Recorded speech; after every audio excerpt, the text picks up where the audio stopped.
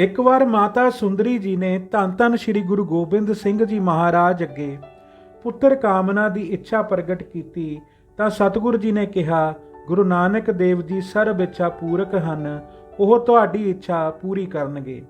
ਸਮਾਂ ਪਾ ਕੇ 11 ਫਰਵਰੀ 1687 ਈਸਵੀ ਨੂੰ ਪੌਂਟੇ ਵਿਖੇ ਮਾਤਾ ਸੁੰਦਰੀ ਜੀ ਦੇ ਗਰਭ ਤੋਂ ਸਾਹਿਬਜ਼ਾਦਾ ਪੈਦਾ ਹੋਇਆ।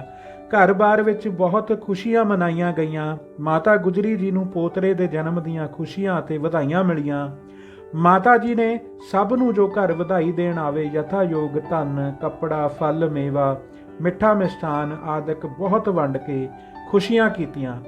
ਜਦ ਮਾਤਾ ਸੁੰਦਰੀ 13ਵਾਂ ਨਹਾ ਚੁੱਕੇ ਤਾਂ ਮਾਤਾ ਗੁਜਰੀ ਜੀ ਨੇ ਪੁਰੋਹਿਤ ਦਇਆ ਰਾਮ ਨੂੰ ਕਿਹਾ ਕਿ ਗੁਰੂ ਜੀ ਨੂੰ ਆਖੋ ਕਿ ਸਾਹਿਬਜ਼ਾਦੇ ਦਾ ਨਾਮ ਰੱਖਣ ਜੋ ਬੰਸ ਨੂੰ ਉਜਲ ਕਰਨ ਵਾਲਾ ਹੋਵੇ। ਸਤਿਗੁਰੂ ਜੀ ਨੇ ਫਰਮਾਇਆ ਕਿ ਭੰਗਾਣੀ ਦਾ ਯੁੱਧ ਜਿੱਤ ਕੇ ਇਸ ਦਾ ਜਨਮ ਹੋਇਆ ਹੈ, ਇਸ ਵਾਸਤੇ ਇਸ ਦਾ ਨਾਮ ਅਜੀਤ ਸਿੰਘ, ਜੋ ਵੈਰੀਆਂ ਤੋਂ ਜਿੱਤਿਆ ਨਾ ਜਾਵੇ, ਇਹ ਰੱਖਣਾ ਹੀ ਠੀਕ ਹੈ। ਮਾਤਾ ਜੀ ਨੇ ਸਾਹਿਬਜ਼ਾਦੇ ਦਾ ਨਾਮ ਬੜੀ ਪ੍ਰਸੰਨਤਾ ਨਾਲ ਸੁਣ ਕੇ ਹੋਰਨਾਂ ਨੂੰ ਸੁਣਾਇਆ, ਜਿਸ ਨੂੰ ਸੁਣ ਕੇ ਸਭ ਨੇ ਮਾਤਾ ਜੀ ਨੂੰ ਵਧਾਈਆਂ ਦਿੱਤੀਆਂ। ਸਾਹਿਬਜ਼ਾਦੇ ਦੇ ਦਰਸ਼ਨ ਕਰਨ ਵਾਸਤੇ ਬਹੁਤ ਸਿੱਖ ਸੰਗਤਾਂ ਭੇਟਾ ਲੈ ਕੇ ਆਈਆਂ, ਜਿਸ ਕਰਕੇ ਇਹ ਸਮਾਂ ਇੱਕ ਮੇਲੇ ਦਾ ਰੂਪ ਧਾਰਨ ਕਰ ਗਿਆ।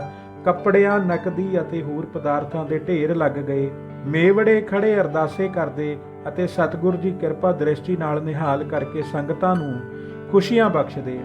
ਇਸ ਸਮੇਂ ਗੁਰੂ ਜੀ ਪਾਸ 4 ਸਿੱਖਾਂ ਨੇ ਆਣ ਕੇ ਬੇਨਤੀ ਕੀਤੀ ਕਿ ਕਿਸੇ ਨੇ ਉਹਨਾਂ ਦੇ ਖੀਸੇ ਕੱਟ ਕੇ ਪੈਸੇ ਨਗਦੀ ਕੱਢ ਲਏ ਹਨ। ਗੁਰੂ ਜੀ ਨੇ ਉਹਨਾਂ ਨੂੰ ਇੱਕ ਪਾਸੇ ਕਰਕੇ ਬਿਠਾ ਦਿੱਤਾ ਅਤੇ ਆਪਣੇ 2 ਸਿੱਖਾਂ ਨੂੰ ਹੁਕਮ ਕੀਤਾ ਕਿ ਮੇਲੇ ਵਿੱਚ ਇੱਕ ਠੱਗ, ਜਿਸ ਦੇ ਸਿਰ ਤੇ ਲਾਲ ਪੱਗ ਹੈ, ਲੱਕ ਧੋਤੀ ਹੈ, ਹੱਥ ਵਿੱਚ ਮਾਲਾ ਅਤੇ ਮੱਥੇ ਤੇ ਚੰਦਨ ਦਾ ਚਿੱਟਾ ਤਿਲਕ ਹੈ, ਉਸ ਨੂੰ ਫੜ ਕੇ ਲੈ ਕੇ ਆਓ। ਸਿੱਖਾਂ ਨੇ ਇਹਨਾਂ ਨਿਸ਼ਾਨੀਆਂ ਅਨੁਸਾਰ ਹੀ ਇੱਕ ਠੱਗ ਨੂੰ ਫੜ ਕੇ ਉਸ ਦੀਆਂ ਮੁਸ਼ਕਾਂ ਬੰਨ੍ਹ ਕੇ ਲੈ ਆਂਦੇ। ਸਤਿਗੁਰੂ ਜੀ ਨੇ ਜਦ ਉਸ ਦੀ ਤਲਾਸ਼ੀ ਕਰਾਈ ਤਾਂ ਉਸ ਪਾਸੋਂ ਸਾਰਾ ਹੀ 4 ਸਿੱਖਾਂ ਦਾ ਚੁਰਾਇਆ ਹੋਇਆ ਧਨ ਨਿਕਲ ਆਇਆ, ਜੋ ਸਤਿਗੁਰੂ ਜੀ ਨੇ ਉਹਨਾਂ ਸਿੱਖਾਂ ਨੂੰ ਦੇ ਦਿੱਤਾ ਅਤੇ ਉਸ ਠੱਗ ਨੂੰ ਕੈਦ ਕਰ ਲਿਆ। ਕੁਝ ਦਿਨਾਂ ਉਪਰੰਤ ਸਤਿਗੁਰੂ ਜੀ ਨੇ ਉਸ ਠੱਗ ਚੋਰ ਨੂੰ ਸੱਦ ਕੇ ਆਖਿਆ, ਹੇ ਮੂਰਖ, ਤੂੰ ਖੀਸੇ ਕੱਟਣ ਦਾ ਪਾਪ ਕਰਨ ਵਾਸਤੇ ਸਾਡੀ ਆਰਾਧਨਾ ਕੀਤੀ ਸੀ ਕਿ ਗੁਰੂ ਜੀ ਮੇਰਾ ਪਰਦਾ ਢੱਕਣਾ ਮੈਂ 3 ਚੋਰੀਆਂ ਕਰਕੇ ਫੇਰ ਨਹੀਂ ਕਰਾਂਗਾ। ਆਪਣੇ ਮਨ ਵਿੱਚ ਤੂੰ ਇਹ ਪ੍ਰਣ ਸਾਡੇ ਨਾਲ ਕਰਕੇ ਫੇਰ ਲਾਲਚ ਕਰਕੇ ਤੂੰ 4ਥੀ ਵਾਰ ਖੀਸਾ ਕਿਉਂ ਕੱਟਿਆ? ਤੂੰ ਕਿਉਂ ਲਾਲਚ ਕਰਕੇ ਆਪਣਾ ਪ੍ਰਣ ਹਾਰ ਦਿੱਤਾ ਸੀ? ਇਸ ਕਰਕੇ ਤੈਨੂੰ ਫੜਨਾ ਹੀ ਸੀ। ਹੁਣ ਤੂੰ ਜੇ ਅੱਗੇ ਤੋਂ ਪ੍ਰਣ ਕਰ ਲਵੇਂ ਕਿ ਕੋਈ ਚੋਰੀ ਨਹੀਂ ਕਰਾਂਗਾ ਤਾਂ ਤੈਨੂੰ ਛੱਡ ਦਿੰਦੇ ਹਾਂ। ਖੀਸੇ ਕੱਟ ਚੋਰ ਨੇ ਗੁਰੂ ਜੀ ਤੋਂ ਖਿਮਾ ਮੰਗੀ ਅਤੇ ਅੱਗੇ ਤੋਂ ਚੋਰੀ ਨਾ ਕਰਨ ਦਾ ਪ੍ਰਣ ਕਰ ਲਿਆ। ਤਦ ਗੁਰੂ ਜੀ ਨੇ ਉਸ ਨੂੰ ਚੰਗਾ ਬਣ ਕੇ ਰਹਿਣ ਦਾ ਉਪਦੇਸ਼ ਦੇ ਕੇ ਛੱਡ ਦਿੱਤਾ। ਸਤਿਗੁਰੂ ਜੀ ਆਪ ਬੜੀ ਸੁੰਦਰ ਕਵਿਤਾ ਰਚਦੇ ਸਨ, ਇਸ ਕਰਕੇ ਉਹ ਦੂਸਰੇ ਕਵੀਆਂ ਦੇ ਬੜੇ ਕਦਰਦਾਨ ਸਨ। ਦੂਰੋਂ ਦੂਰੋਂ ਕਵੀ ਜਨ ਸੁੰਦਰ ਕਵਿਤਾ ਰਚ ਕੇ ਆਪ ਜੀ ਪਾਸ ਲਿਆਉਂਦੇ ਸਨ ਅਤੇ ਆਪ ਜੀ ਉਹਨਾਂ ਨੂੰ ਯਥਾਯੋਗ ਇਨਾਮ ਦਿੰਦੇ ਸਨ। ਸਤਿਗੁਰੂ ਜੀ ਦੀ ਪ੍ਰਸਿੱਧਤਾ ਸਾਰੇ ਦੱਖਣ, ਪੱਛਮ, ਉੱਤਰ, ਪੂਰਬ ਵਿੱਚ ਫੈਲ ਗਈ ਕਿ ਆਪ ਜੀ ਵੀ ਚੋਟੀ ਦੇ ਕਵੀ ਹਨ ਅਤੇ ਕਵੀਆਂ ਦੇ ਕਦਰਦਾਨ ਪਾਰਖੂ ਵੀ ਚੋਟੀ ਦੇ ਹਨ। ਆਪ ਜੀ ਤੋਂ ਬਖਸ਼ਿਸ਼ਾਂ ਪ੍ਰਾਪਤ ਕਰਕੇ ਕਈ ਤਾਂ ਸਦਾ ਵਾਸਤੇ ਹੀ ਆਪ ਜੀ ਪਾਸ ਠਹਿਰ ਜਾਂਦੇ। ਸਤਿਗੁਰੂ ਜੀ ਪਾਸ 4 ਪ੍ਰਕਾਰ ਦੇ ਸ਼ਰਧਾਲੂਆਂ ਦੀ ਭੀੜ ਲੱਗੀ ਰਹਿੰਦੀ ਸੀ। ਸਿੱਖ ਸੰਗਤ, ਦਰਸ਼ਨ ਅਭਿਲਾਖੀ ਅਤੇ ਮਨੋਕਾਮਨਾ ਦੀ ਪੂਰਤੀ ਵਾਲੇ, ਜਾਨਾਂ ਵਾਰ ਕੇ ਪ੍ਰਸੰਨਤਾ ਲੈਣ ਵਾਲੇ ਯੋਧੇ, ਕਵੀ ਅਤੇ ਗੁਣੀਵਾਨ, ਸਾਧੂ, ਸੰਤ, ਮਹਾਤਮਾ, ਪੀਰ, ਮੁਨੀ, ਬੈਰਾਗੀ, ਸੰਨਿਆਸੀ, ਜੋਗੀ ਆਦਿਕ ਆਤਮਾ ਪਰਮਾਤਮਾ ਦੇ ਸੰਬੰਧ ਵਿੱਚ ਬਚਨ ਬਿਲਾਸ ਕਰਨ ਵਾਲੇ। ਬਹੁਤ ਚਿਰ ਇਸ ਤਰ੍ਹਾਂ ਸੁੱਖ ਸ਼ਾਂਤ ਬੀਤ ਗਿਆ। ਫਿਰ ਔਰੰਗਜ਼ੇਬ ਦਾ ਅਹਿਲਕਾਰ ਮੀਆਂ ਖਾਂ ਪਹਾੜੀ ਰਾਜਿਆਂ ਤੋਂ ਮਾਮਲਾ ਲੈਣ ਜੰਮੂ ਵੱਲ ਆਇਆ। ਮੀਆਂ ਖਾਂ ਨੇ ਆਪਣੇ ਸਾਥੀ ਅਲਫ ਖਾਂ ਨੂੰ ਨਾਦੌਣ, ਕਾਂਗੜੇ ਦੀ ਰਾਜਧਾਨੀ, ਰਾਜਾ ਕਿਰਪਾਲ ਚੰਦ ਪਾਸੋਂ ਮਾਮਲਾ ਉਗਰਾਹਣ ਭੇਜ ਦਿੱਤਾ। ਉਸ ਅਲਫ ਖਾਂ ਨੇ ਰਾਜਾ ਭੀਮ ਚੰਦ ਨਾਲ ਵੀ ਵੈਰ ਵਧਾ ਲਿਆ। ਕੁਝ ਚਿਰ ਤੋਂ ਪਹਾੜੀ ਰਾਜਿਆਂ ਵੱਲੋਂ ਮਾਮਲਾ ਨਾ ਪਹੁੰਚਾਉਣ ਕਰਕੇ ਔਰੰਗਜ਼ੇਬ ਨੇ ਆਪਣੇ ਫੌਜਦਾਰ ਮੀਆਂ ਖਾਨ ਨੂੰ ਉਹਨਾਂ ਤੋਂ ਮਾਮਲਾ ਲੈਣ ਵਾਸਤੇ ਭੇਜਿਆ। ਮੀਆਂ ਖਾਂ ਆਪ ਤਾਂ ਜੰਮੂ ਵੱਲ ਚਲਾ ਗਿਆ ਅਤੇ ਉਸਨੇ ਆਪਣੇ ਭਤੀਜੇ ਅਲਫ ਖਾਂ ਨੂੰ ਨਾਦੌਣ ਵੱਲ ਭੇਜਿਆ।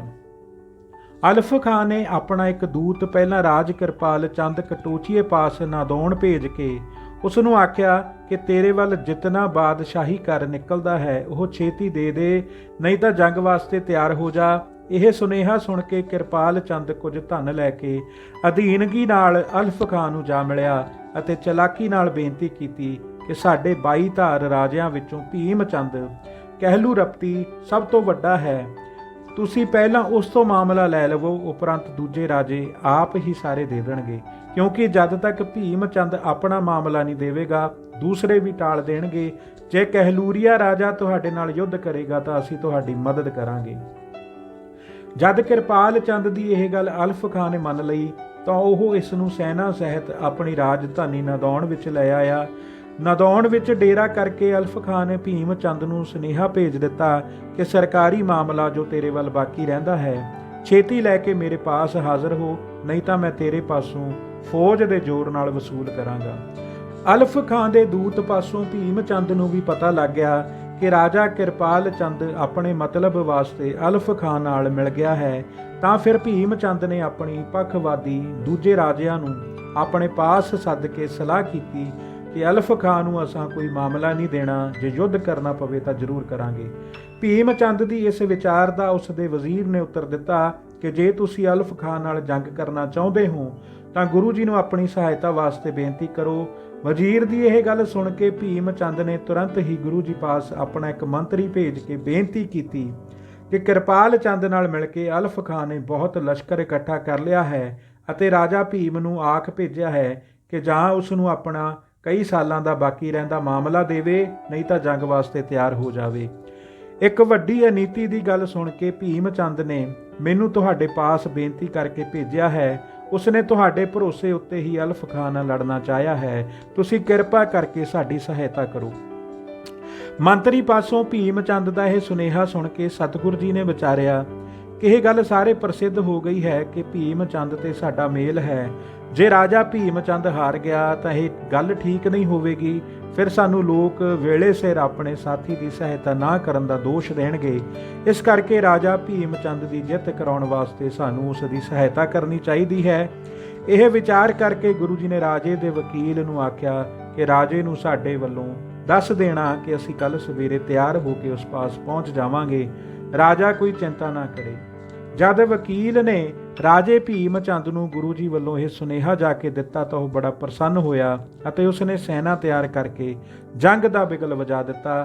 ਤਿਆਰੀ ਕਰਕੇ ਭੀਮ ਚੰਦ ਸਿੱਧਾ ਹੀ ਅਲਫ ਖਾਂ ਵੱਲ ਫੌਜ ਲੈ ਕੇ ਚਲਿਆ ਗਿਆ। ਬਾਕੀ ਦਾ ਭਾਗ ਸੰਗਤ ਜੀ ਅਗਲੀ ਵੀਡੀਓ ਦੇ ਵਿੱਚ ਸਾਂਝਾ ਕਰਾਂਗੇ। ਧੰਨ ਧੰਨ ਸ੍ਰੀ ਗੁਰੂ ਗੋਬਿੰਦ ਸਿੰਘ ਜੀ ਮਹਾਰਾਜ। ਵਾਹਿਗੁਰੂ ਜੀ ਕਾ ਖਾਲਸਾ, ਵਾਹਿਗੁਰੂ ਜੀ ਕੀ ਫਤਿਹ।